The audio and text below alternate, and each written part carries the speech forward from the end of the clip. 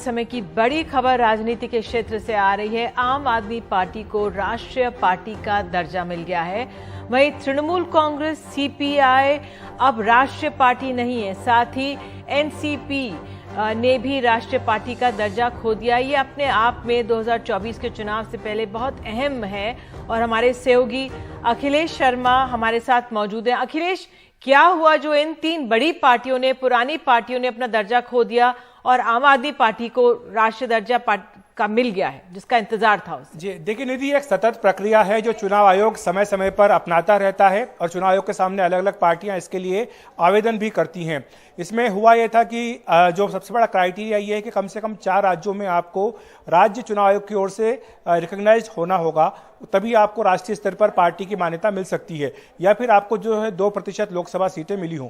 तो ये सारे जो क्राइटेरिया है इनको मिला करके आपको राष्ट्रीय पार्टी का दर्जा मिलता है और इसलिए समय समय पर इसके लिए जो है चुनाव आयोग समीक्षा भी करता रहता है। हाल ही में कुछ ही दिनों पहले चुनाव आयोग ने सीपीआई, एनसीपी और साथ ही तृणमूल कांग्रेस के प्रतिनिधियों को बुलाया था, ये उनसे जानने के लिए कि उनका पक्ष क्या है, क्योंकि चुनाव आयोग उनकी राष्ट्रीय पार्टी की मान्यता पर विचार कर रहा है दोबारा से, क्योंकि जो उनका परफॉर्मेंस है विधानसभा चुनाव में वो ये चुनाव आयोग के नियमों के अनुसार नहीं पाया गया। तो इसके बाद अब आज चुनाव आयोग ने एक बड़ा फैसला करते हुए सीपीआई, टीएमसी और एनसीपी, इन तीनों ही पार्टियों का जो राष्ट्रीय पार्टी का दर्जा था वो छीन लिया है। तो अब ये राज्यों की पार्टियां होंगी, राष्ट्रीय पार्टियां ये नहीं होगी।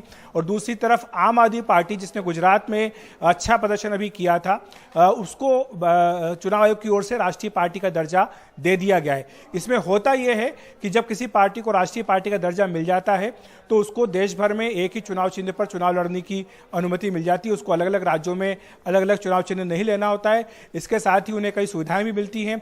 दिल्ली में उनको अपना पार्टी कार्यालय के लिए एक जमीन मिल जाएगी, जगह मिल जाएगी।